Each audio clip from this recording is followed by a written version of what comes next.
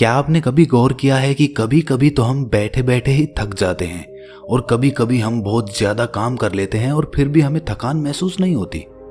आप पूरे दिन घर पर बैठे रह सकते हैं, लेकिन पूरे दिन बैठने के बाद जो ऊब पैदा होती है वो हमारे शरीर को निढाल कर देती है, हमें थका देती है।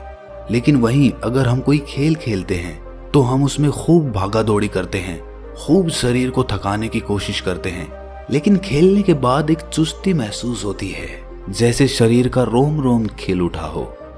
अगर आप देखें तो ये बात अपने आप में विरोधाभास है।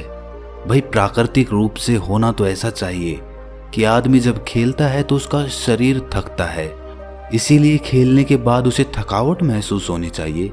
और जब आदमी खाली बैठता है तो वो अपने शरीर को थका ही नहीं रहा, वो तो आराम कर रहा है, तो फिर उसे थकावट क्यों महसूस होती है खाली बैठने में? अगर आप इसका जवाब जानना चाहते हैं तो इसका जवाब है हमारे मन की ऊब। जहां तक शरीर की बात है, शरीर को थकाने से मन नहीं थकता, और अगर आपका मन थक जाता है तो आपका शरीर साथ नहीं देता। ऐसा ही होता है खाली बैठने में। और मन की इस ऊब को हम तनाव कहते हैं। आज की जो कहानी मैं आपको सुनाने वाला हूं उसमें आपको तनाव के बारे में संपूर्ण जानकारी मिल जाएगी। और अगर आप तनाव को समझ लेते हैं तो आपके जीवन से दुखों का मिटना निश्चित है, क्योंकि दुख तनाव के कारण ही पैदा होते हैं।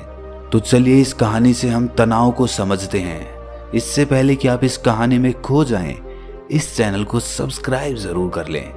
तो चलिए कहानी शुरू करते हैं। ये उस समय की बात है जब बुद्ध आम्रवन में अपना समय व्यतीत कर रहे थे। उस समय तक बुद्ध की ख्याति दूर दूर तक फैल चुकी थी।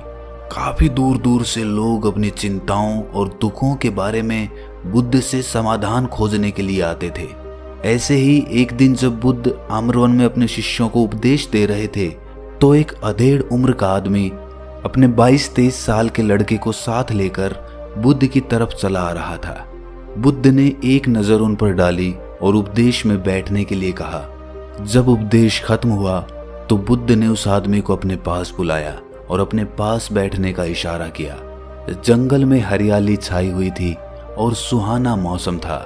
जंगल से भांत भांत के पक्षियों की आवाज वहां पर गूंज रही थी। इसके बाद बुद्ध ने उस आदमी से आने का कारण पूछा।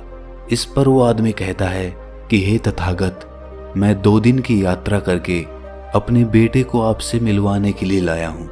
ये मेरा इकलौता पुत्र है। ये हमेशा थका थका रहता है। ऐसा लगता है कि इसके शरीर में कोई जान ही नहीं है, कोई प्राण ही नहीं है। अगर हम इससे कुछ कहते हैं तो ये हमारी